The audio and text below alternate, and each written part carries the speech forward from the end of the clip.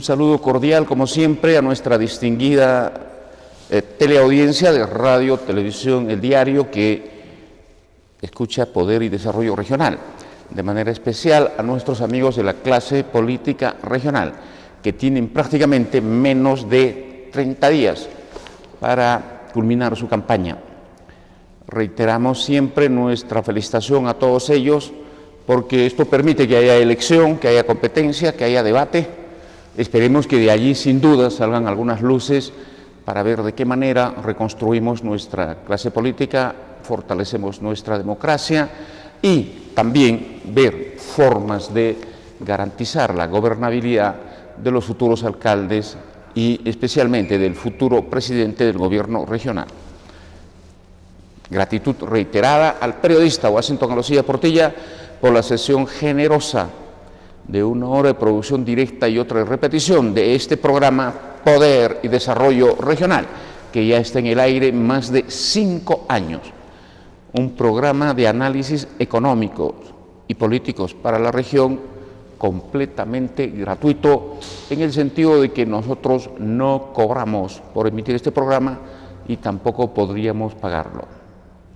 En ese sentido, espero que se entienda la gratitud que siempre mantenemos para el periodista Washington Alocía Portilla. Una alianza estratégica pequeñita como contribución al fortalecimiento de nuestra democracia y nuestra economía social de mercado. Quiero empezar el comentario hoy con un análisis un poco global de nuestra economía. Estamos en un proceso de desaceleración económica. Con entusiasmo se hicieron proyecciones en los primeros días del año de que podíamos retomar el crecimiento hasta con 6% para este año, 6% de crecimiento. Algunos más optimistas, 6.5%. Luego empezaron a venir las cifras bastante preocupantes en una tendencia a la caída. Cifras todavía positivas, pero cada vez menores. En ese sentido, desaceleración económica. Y nos empezamos a preguntar, ¿qué pasa? ¿Qué factores lo explican? Y como es muy normal en el escenario político, cada sector trataba de dar su versión. El gobierno hasta hoy enfatiza demasiado que el problema es externo.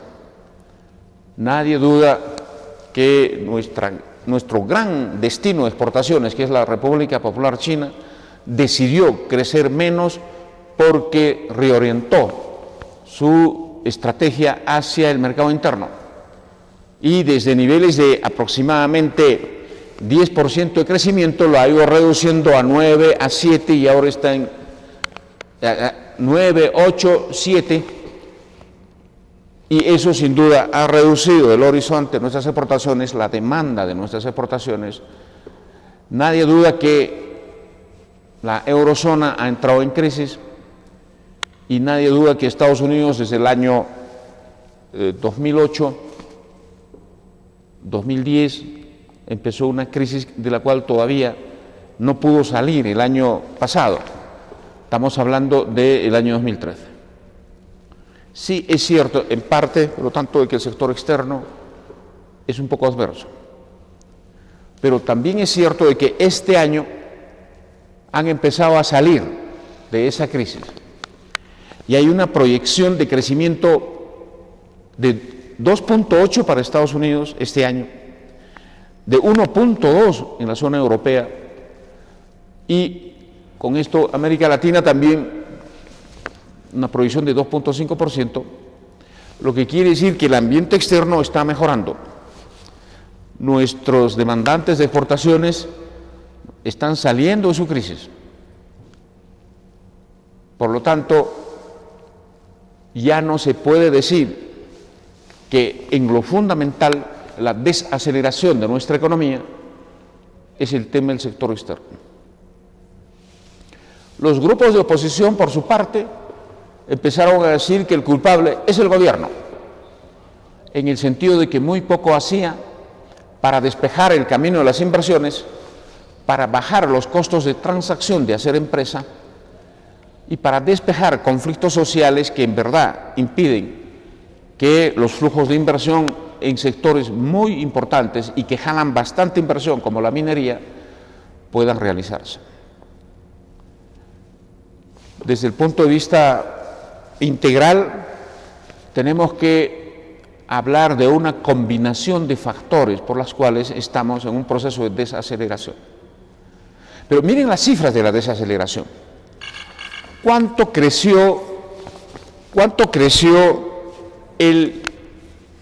la economía en el primer semestre? Pero tenemos datos de trimestre en trimestre. Por ejemplo, el sector agropecuario en el primer semestre prácticamente no creció nada, en los primeros 6 meses. La pesca en el primer semestre tiene un retroceso de 4 puntos. O sea, en vez de crecer hemos retrocedido en 4.2. Minería e hidrocarburos, al sexto mes prácticamente 0 crecimiento. Manufactura 0.4 de crecimiento, o sea, menos de 0.5. Construcción 2.4, comercio 4.8, servicios 6.1. Si vemos qué ha pasado con el sector primario, estamos hablando de agricultura, pesca, minería, el sector primario ha crecido 0.3%. Y el sector no primario, estamos hablando de servicios, construcciones, gasto público, 4.1. Entre el primer trimestre y el segundo trimestre es visible de que se ha afianzado la desaceleración en el segundo. Y esto va a la par justamente también con la evaluación que podemos hacer del desempeño del gobierno. Hay ministros que están queriendo hacer bien las cosas, pero el rol, la presencia, la importancia, ¿no?, de la actividad del presidente de la República es lo que se cuestiona. El presidente Ollantumala no se está metiendo con la gente en términos de meter la inflación, control de precios, control de salarios, pero tampoco hace nada que podría hacerlo para que en esta etapa de reducción de la producción o desaceleración de la producción se dedique a jalar inversiones. Y hay inversiones que están ahí en pleno trámite, están en algunos casos pidiendo autorización para entrar a explorar. En otros casos están esperando su estudio de impacto, su evaluación de impacto ambiental. En otros casos están esperando solo el resultado de ciertas consultas con las poblaciones aledañas. Y en todo eso no se le ve al presidente liderando ese proceso de despejar el camino para las inversiones, de liderar la negociación, la concertación entre la población y la empresa. Y eso es lo que se le critica, porque si pudiera ayudar en eso, hay un flujo de inversiones en la que nuestra capacidad de producción de bienes y servicios, si en verdad se reduce, pero vienen acá y se jalan inversiones, especialmente de mediana y larga maduración, pero que en lo inmediato es entrada de capitales y cierto flujo de empleo.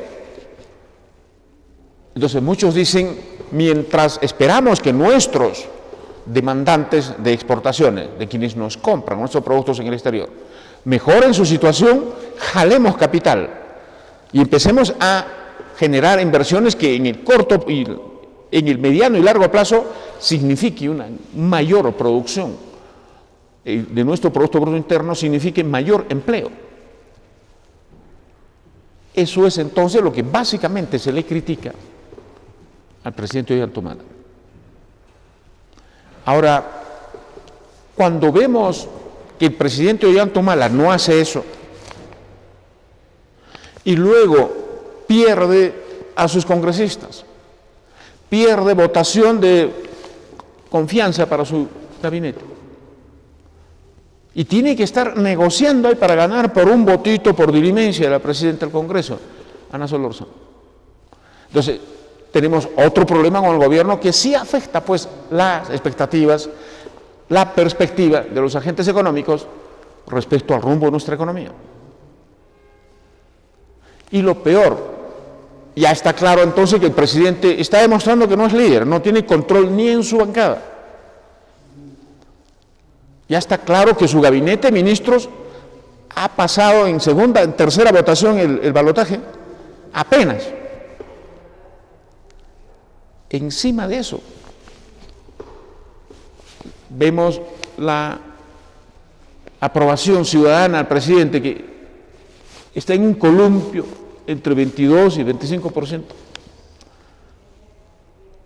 Entonces,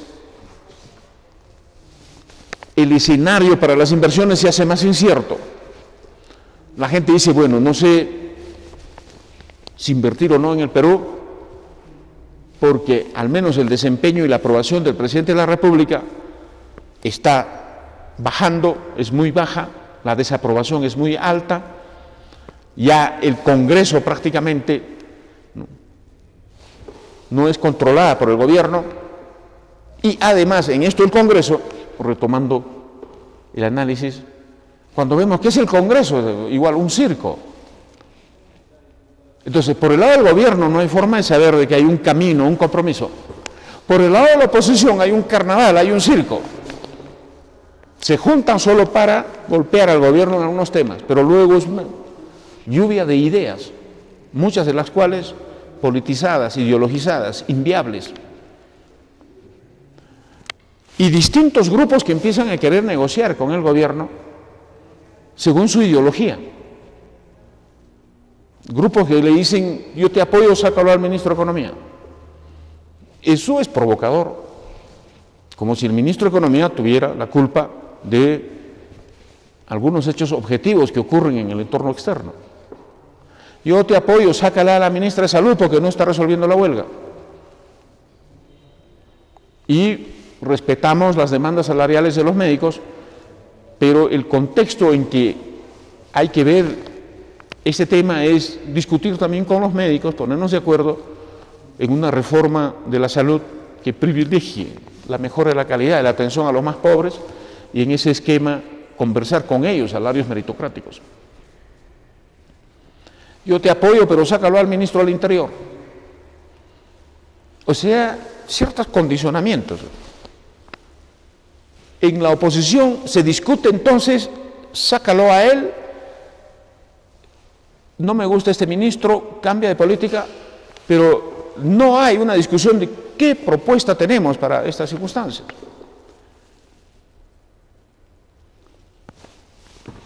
Entonces, esos temas de que mal el gobierno, incierto y carnavalesco la actitud de la oposición, también pues hace ver a los inversionistas que en el Perú las cosas no están claras. No está para venir a invertir, sino para esperar cómo se despeja eso. Entonces, no se trata, cuando se habla de la desaceleración económica, de echarle la culpa al entorno externo de manera fácil como hace el gobierno. O creer que toda la culpa lo tiene el presidente y el gobierno como hace la oposición. Hoy somos una economía abierta y lo que pasa afuera sí es cierto que nos influye. Y si afuera están mal las cosas, eso influye negativamente. Pero tenemos mucho margen interno para contrapesar, compensar esa tendencia negativa o influencia negativa del exterior. Y en eso es crucial el liderazgo de las decisiones del presidente, no solo de su gabinete. Y eso no lo tenemos. Es crucial en eso un buen debate de opciones desde la oposición. No hay, cero ideas. Entonces, tenemos que ser realistas en decir que hay esos procesos combinados por los cuales la desaceleración económica va a continuar. Muchos creen que en este segundo semestre ojalá mejore, pero asociado a algunas inversiones que desde hace años atrás han estado avanzando sus trámites, sus licencias, sus autorizaciones.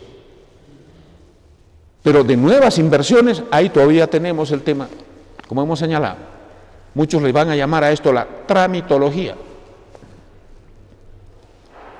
Vamos a ver qué pasa, sin duda, al final del año en términos de seguir conociendo los niveles de crecimiento mensual que calcula el Instituto Nacional de Estadística e Informática. Pero el sector externo está mejorando. Y eso tiene que influir también en el punto de inflexión del transcurso de nuestra economía, y asociado a la mejora en el sector externo, cuánto quisiéramos que el gobierno también mejore, que la oposición mejore. Cuando vemos a una oposición entonces que no discute opciones o propuestas, visiblemente decimos, no les importa el país. Lo que quieren es entrismo, ver quién figura, quién sale, quién agarra el titular de la prensa, quiénes son los que están allí en la pantalla, pero interactuando más como color político, como conveniencias políticas. El interés del país, ni en el caso del gobierno, ni en el caso de la oposición, está por delante. La política como servicio público y preocupación por todos sigue estando ausente en nuestra interacción política, en nuestra democracia. ¿De qué va a servir que siga mejorando el sector externo si empeora el sector interno? Un gobierno cada vez más deslegitimado, tomando decisiones que no son las más importantes, prioritarias o que no tienen los impactos deseados. Entonces, eso es lo que preocupa. El tema interno está en nuestras manos, es un tema de voluntad del presidente, del gobierno y también de los sectores de oposición. Pensar en el país no se opone a sacar el color de mi camiseta. Todo lo contrario, el país quisiera conocer esas camisetas en función de cuáles son sus propuestas para el país. Y en algunos casos, en la oposición, no entienden en todo caso la coherencia que debe haber en política cuando se decide algo. Si hay grupos que quieren que salga un ministro, muy bien, entonces que le propongan otro ministro al presidente y pasen a cogobernar. Pero no, sácalo solo a ese ministro.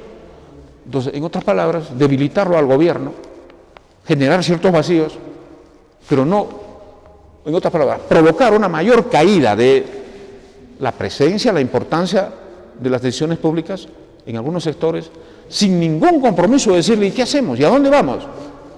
Ok, lo sacamos al ministro de Economía, ¿para qué? Ahora entra ¿qué debemos hacer? Y eso jamás vamos a esperar de nuestra clase política que, como vuelvo a reiterar, en cada acción, en cada declaración de sus líderes, no se ve que ponen al país por delante, sino solo entrismo, protagonismo más partidario, el color, en medio de un desgaste de algunos líderes que incluso eran ídolos de barro, en el caso de Toledo. El toledismo cada vez más se hunde, no solo ya en la corrupción, sino ya está visible nexos con el narcotráfico internacional. Yo creo que el aprismo Alan ya fue.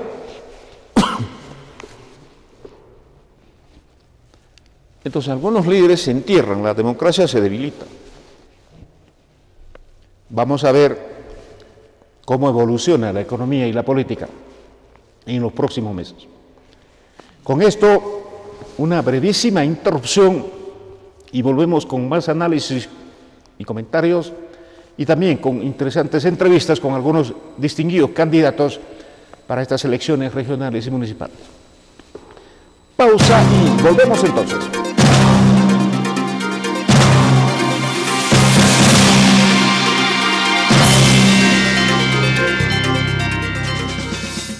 Consules, opinión y mercado. Realizamos estudios de mercado para su empresa, consultores y asesores de tesis e investigación, análisis estadístico SPSS en español, estudios de mercado y de precio referencial, imagen institucional y medios de comunicación. Manzana Pata 508 y 999 en Santiago. Consules, opinión y mercado.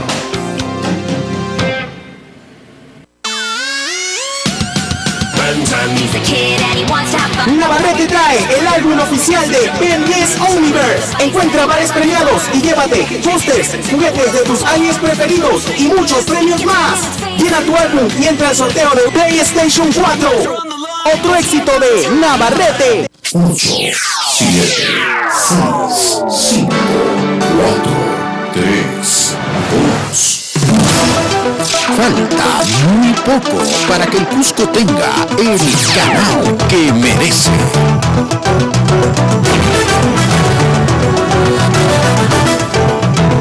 Una nueva plataforma informativa para el mundo.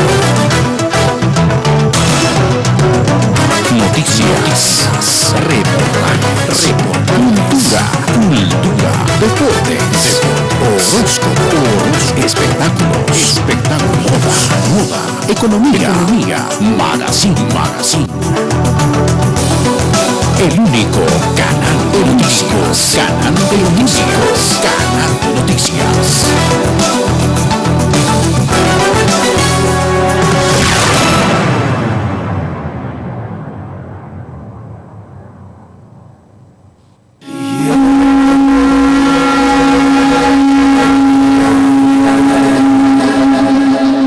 Tengo unos bellos hijos y una hermosa mujer.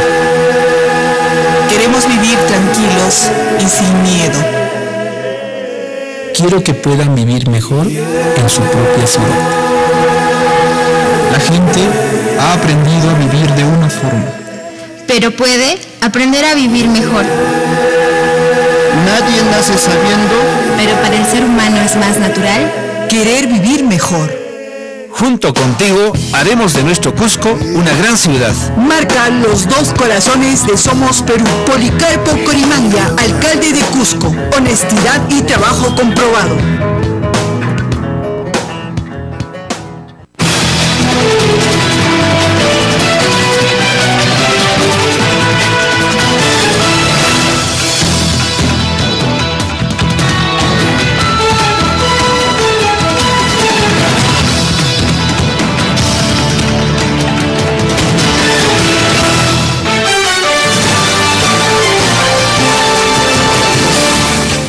Estos son testimonios de personas que luego de ser tratadas sin fármacos en Homeonatura, presentan mejoría en su salud. Dolores totalmente fuertes en la parte de la columna, los hombros, el cuello y la cadera. Tenía 8 vértebras que estaban totalmente mal. El doctor, en forma tan asequible, tan profesional, me trató los primeros días. ¿Cómo se siente? Perfectamente bien. Primeramente que me siento más joven, más ágil. Urbanización José Carlos Mariátegui, E-2, frente al Prona. Teléfono 25 14 80.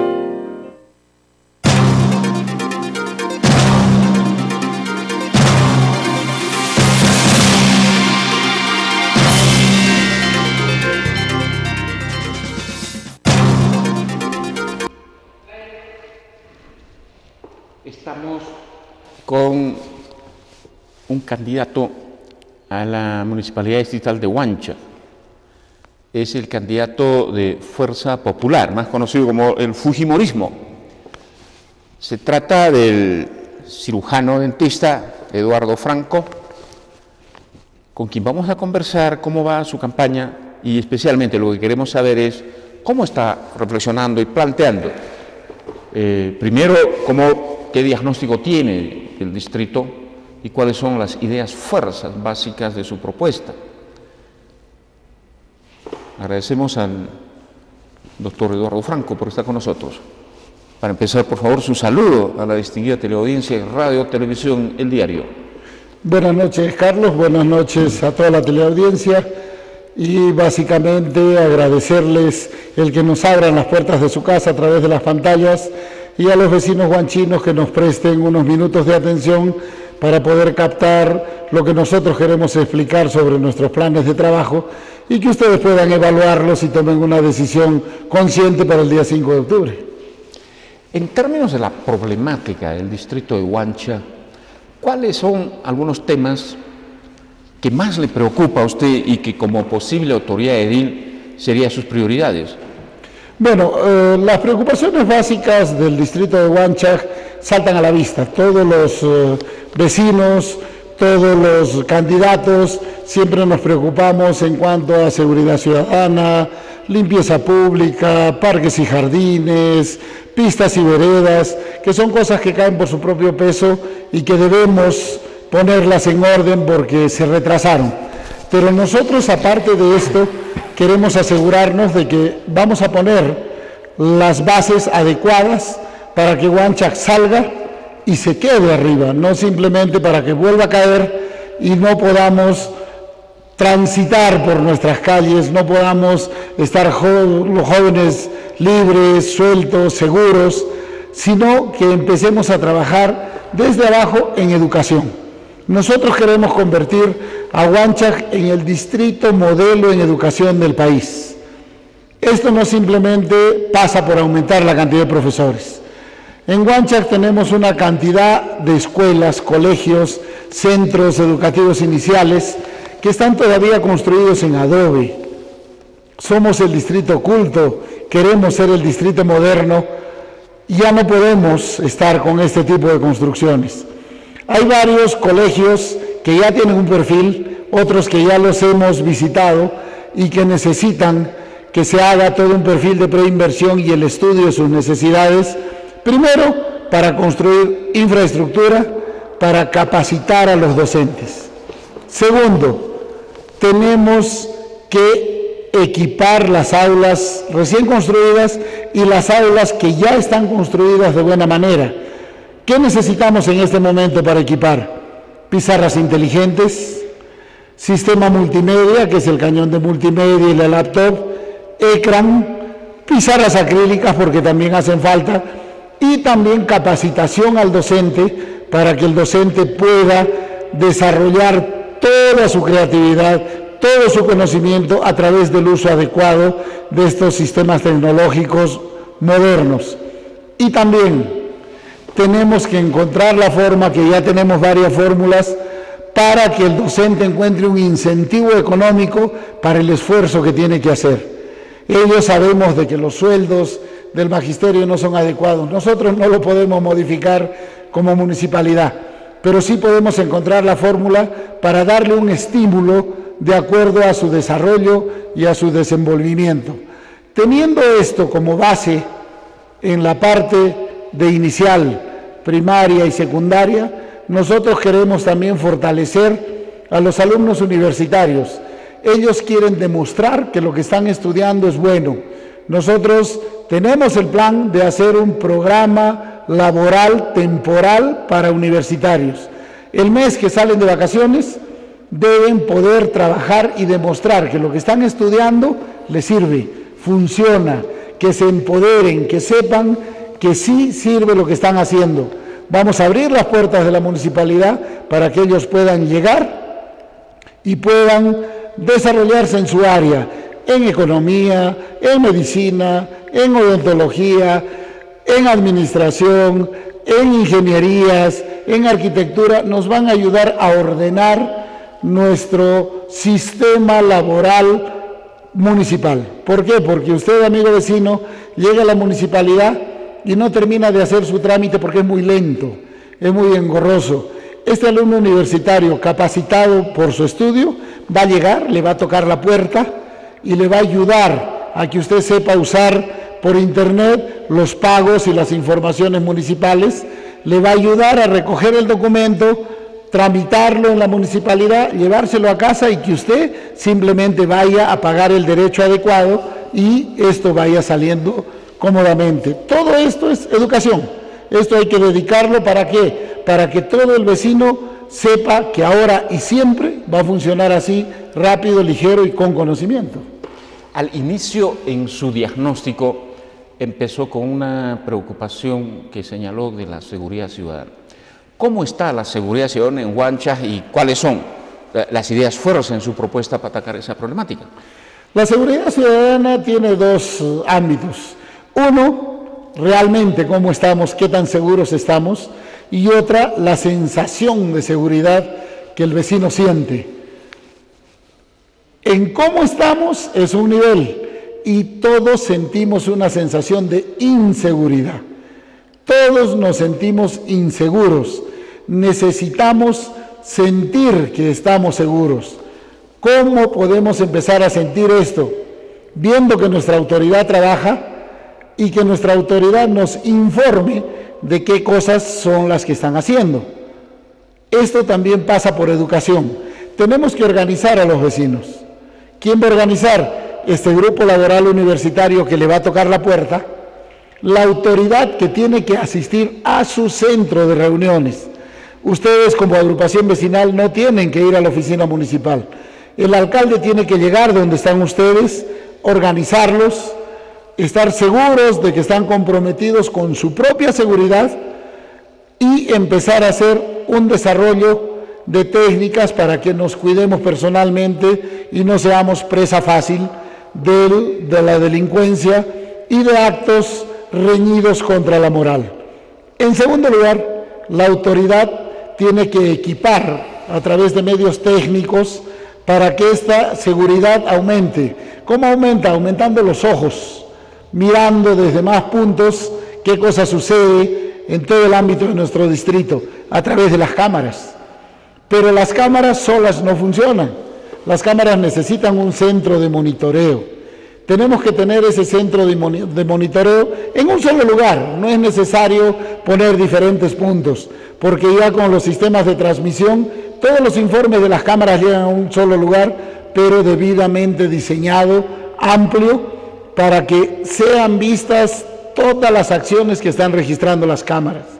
El personal que está atento a estas cámaras y a estas pantallas de monitoreo debe tener la comunicación adecuada con el personal que está en la calle para que este personal pueda actuar en el momento adecuado y sin ningún tipo de restricciones. Debe estar debidamente protegido junto con la seguridad, con la Policía Nacional, debe estar debidamente equipado con sus cascos, protectores, vehículos, ropa y las comunicaciones adecuadas.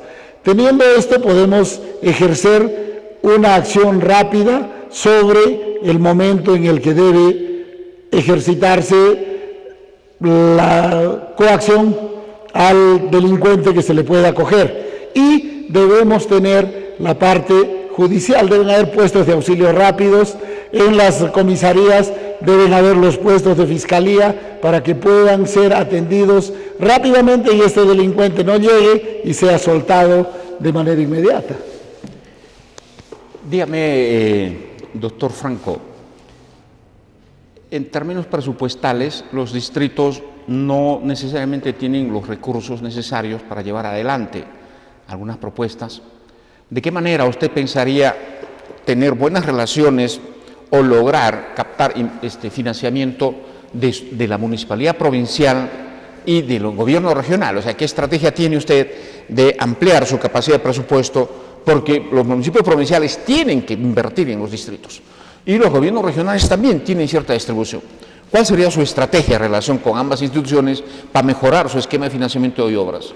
Nosotros sabemos que el día que nos elijan como autoridad, nos debemos más al pueblo que nos eligió que al partido que nos respaldó. Y nosotros no vamos a tener ningún inconveniente en llegar donde la autoridad provincial, donde la autoridad regional, si es que no es de nuestra misma línea política, a tocar la puerta y a pedir respetuosamente, pero con la fuerza que la ley nos da. Debemos llevar el perfil de preinversión bien estructurado, bien hecho y llegar en el momento adecuado a tocar la puerta. Sabemos las jerarquías. Una provincia es más que un distrito. Entonces tenemos que ir respetando esa jerarquía y llevando el presupuesto con el proyecto adecuado para que si pasa de 5 millones me ayude la provincial, si pasa de 10 millones me ayude el gobierno regional y si pasa por encima de esto llegar al MEF y tocar las puertas y conseguir el financiamiento que nosotros necesitamos, porque efectivamente con lo que entra a la municipalidad no se puede hacer todas las cosas que nosotros los candidatos queremos hacer por el bien de nuestro distrito. Vea, permítame un pequeño resumen de su discurso. Primero, visiblemente usted propone tecnología para mejorar la gestión y los servicios en su distrito. Esto de, por ejemplo, equiparlos con, en otras palabras, generar aulas virtuales en el sector educativo, utilizar tecnología para mejorar la seguridad ciudadana, visiblemente pareciera que es su fuerte su estrategia electoral, algo que de manera, si se puede decir, comparada, es una novedad, porque todavía seguimos viendo en muchos candidatos la pelea por ofrecer populismo, regalos, cosas fáciles y cosas ya conocidas. No está mal, cada quien verá, pero miren, acá se tiene un eje básico de tecnología y luego una visión un poquito institucional de las relaciones con la municipalidad provincial, con el gobierno regional y el propio gobierno nacional. Esto sin duda también es un eje un poco diferenciado de usted respecto posiblemente a otras formas de ver la relación con las instituciones, como especialmente los municipios provinciales tienen que invertir en las regiones, pero eso depende de cómo se lleven los alcaldes respectivos. Si se pone ahí vinculación política e interés electoral, es un escenario.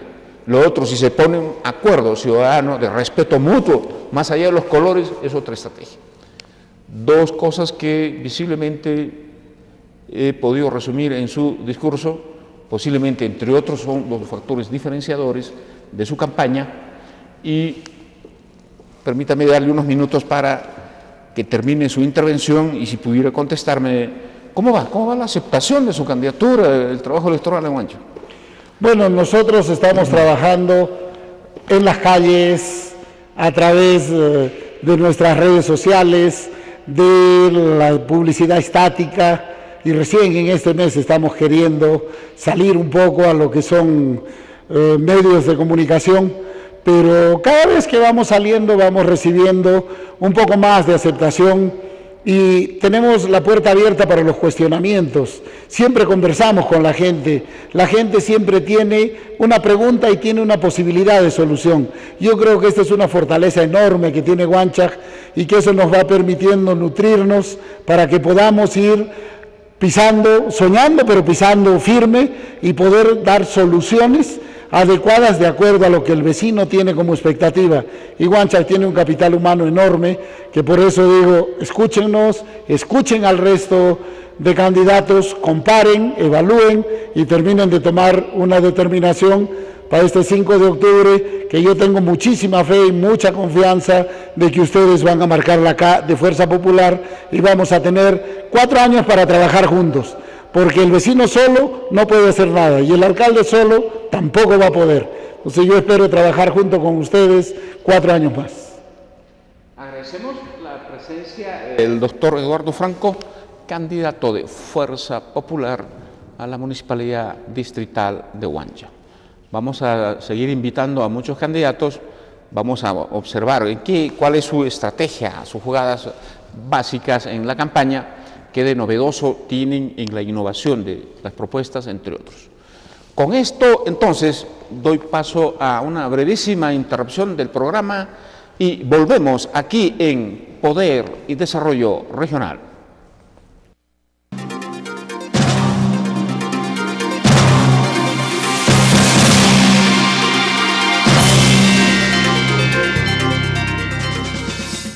Consules, opinión y mercado. Realizamos estudios de mercado para su empresa. Consultores y asesores de tesis e investigación. Análisis estadístico SPSS en español. Estudios de mercado y de precio referencial. Imagen institucional y medios de comunicación.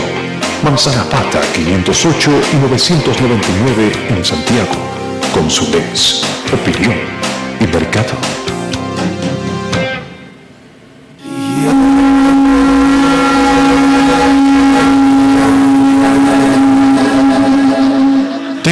Bellos hijos y una hermosa mujer. Queremos vivir tranquilos y sin miedo. Quiero que puedan vivir mejor en su propia ciudad. La gente ha aprendido a vivir de una forma, pero puede aprender a vivir mejor. Nadie nace sabiendo, pero para el ser humano es más natural querer vivir mejor. Junto contigo haremos de nuestro Cusco una gran ciudad. Marca los 2 corazones de Somos Perú. Policarpo Corimanga, alcalde de Cusco. Honestidad y trabajo comprobado.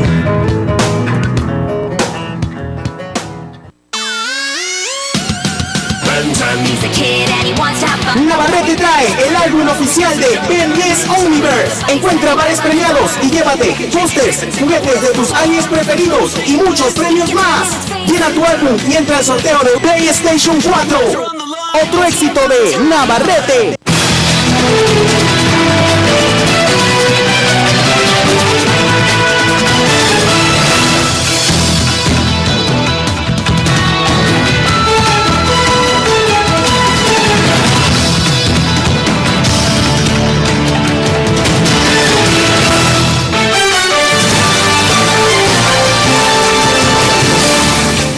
Ocho, 7, 6, 5, 4, 3, 2. Falta muy poco para que el Cusco tenga el canal que merece.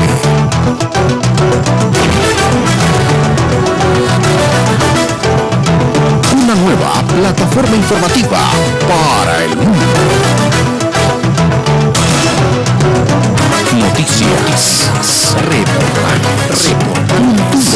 cultura, deportes, horóscopos, espectáculos, moda, economía, magazine.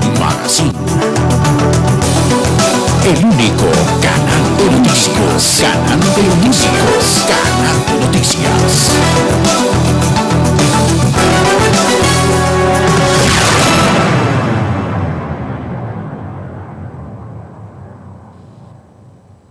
Estos son testimonios de personas que luego de ser tratadas sin fármacos en Homeonatura, presentan mejoría en su salud.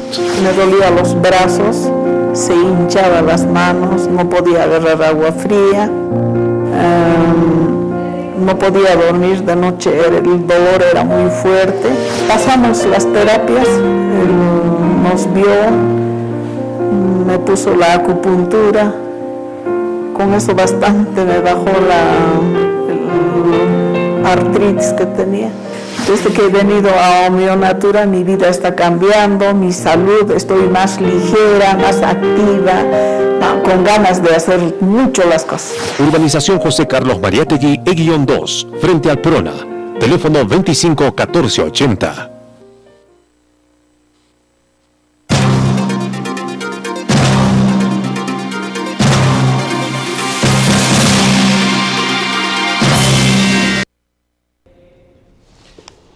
Continuemos con algunos análisis de nuestra política nacional, pero asociado a algunos debates en la que es necesario diferenciar cuando la opinión popular está respaldando decisiones correctas, porque no siempre todo lo que es popular es cierto o es razonable.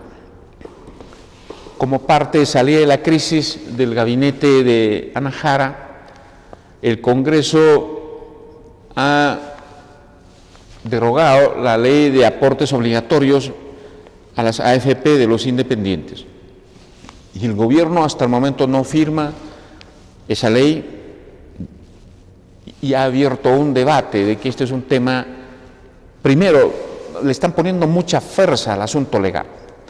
Ocurre que en un proceso de concurso internacional se ha concesionado, en todo caso se ha seleccionado a una nueva AFP para que pueda ser la privilegiada en 2 años de afiliaciones de los independientes, asociado a la obligatoriedad también de ellos a aportar para su vejez.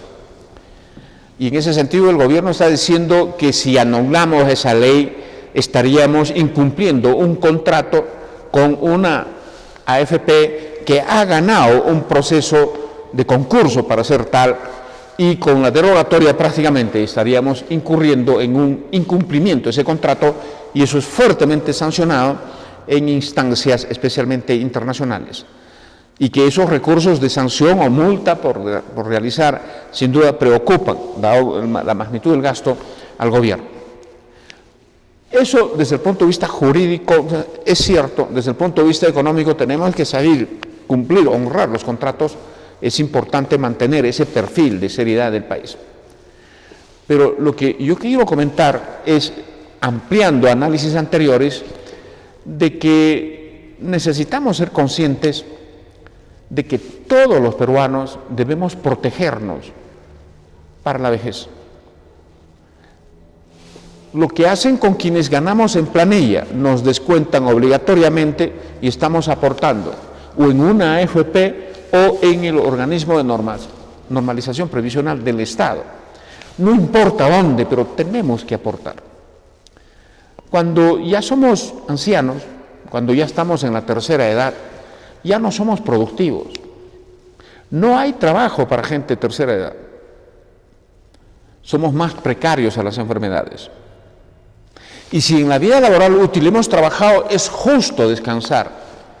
Eso nos lo van a pedir nuestros propios familiares. Pero ¿y quién nos mantiene? ¿De qué vivimos? ¿Es real que hay ese problema? A todos nos va a ocurrir. Entonces, tenemos que ahorrar para esa tercera etapa de la vida, tercera y final etapa de la vida. Y la forma, no hay otra forma que un ahorro obligatorio en una institución que usted escoja, alguna AFP o si quiere en el Estado.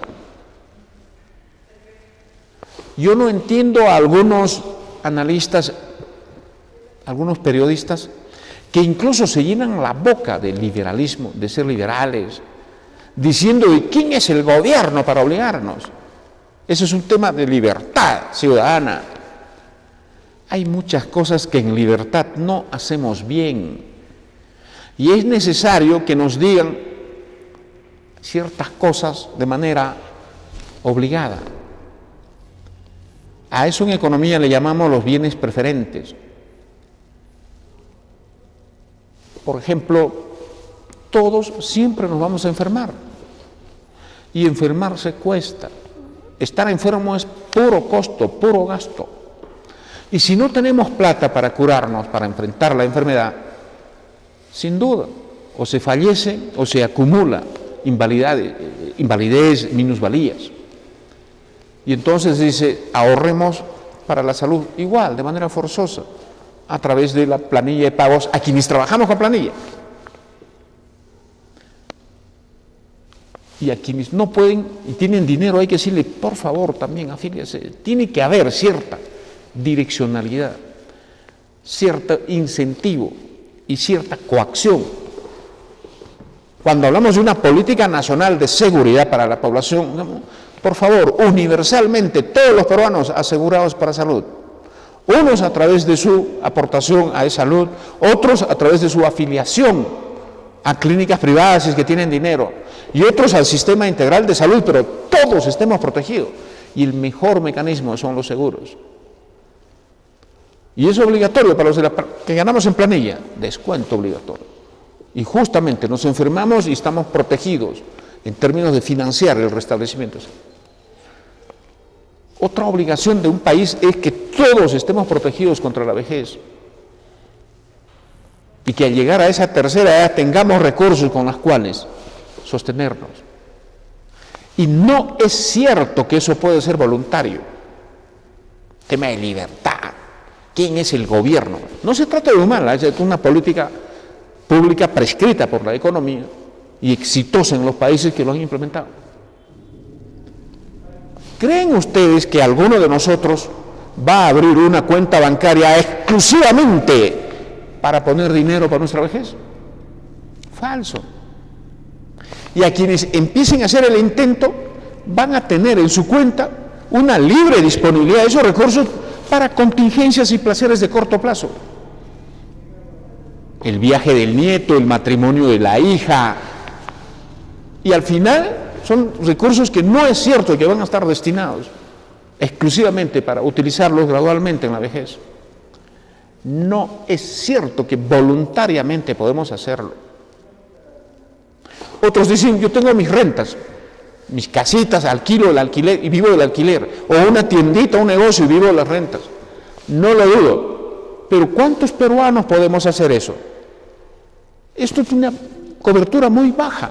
Qué bien que haya quienes lo hacen, y hay que dejarle suerte porque siempre hay riesgos de que les roben, se incendie la empresa, la casa, o la pelea de los hijos dilapide el patrimonio familiar. Pero es de muy baja cobertura. Otros dicen, yo me esperanzo en mis hijos. Sin duda hay esa tradición, pero también muchas veces los hijos no se preocupan, no respaldan.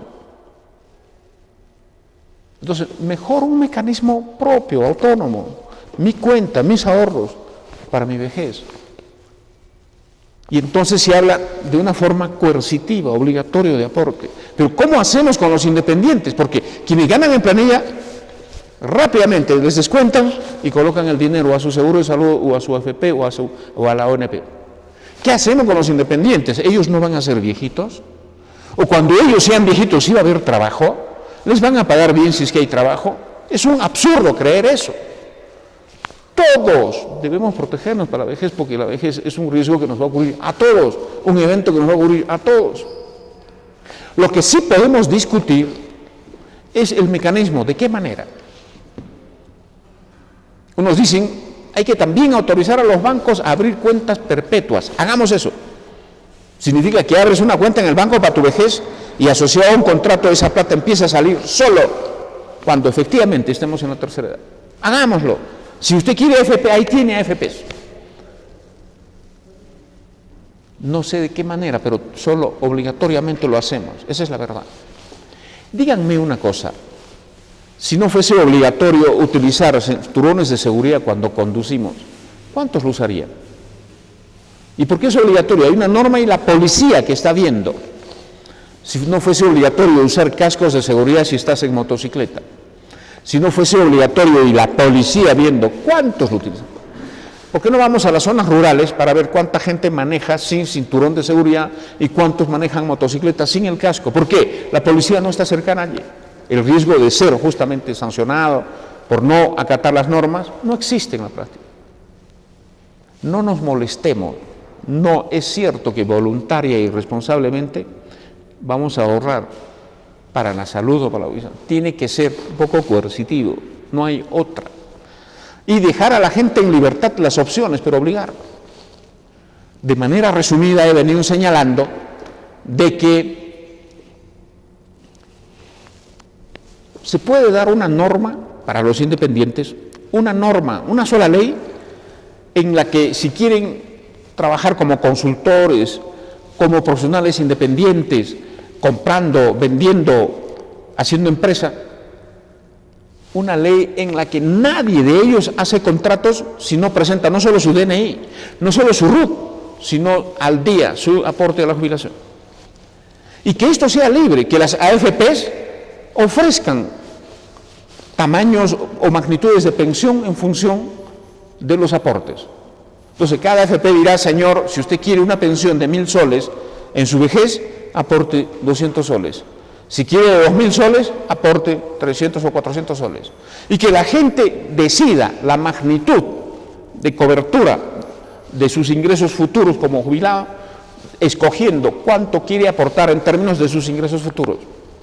Y entonces, cuando eso ponemos como condición, ya lo hemos hecho obligatorio.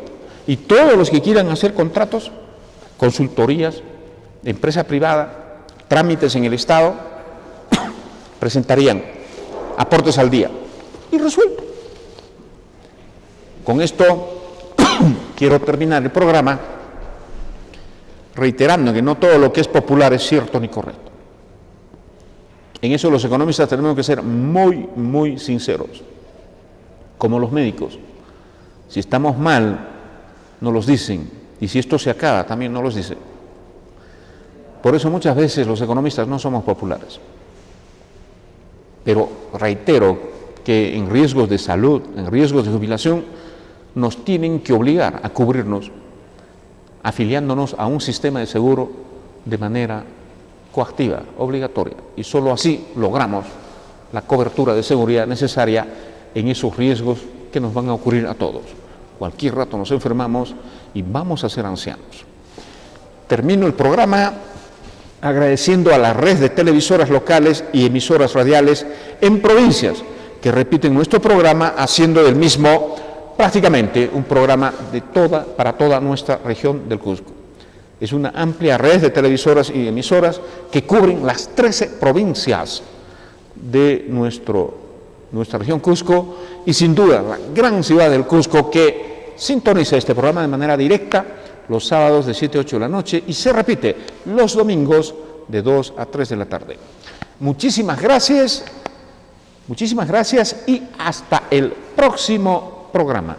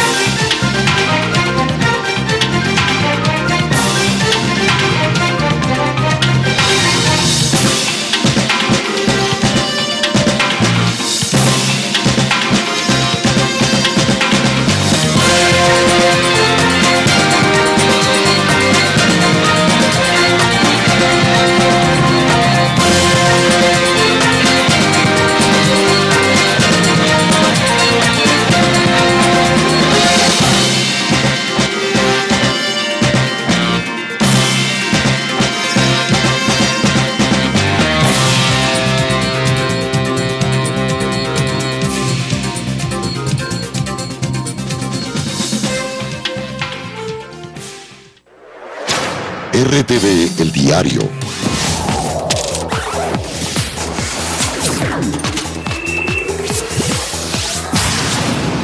El canal de noticias.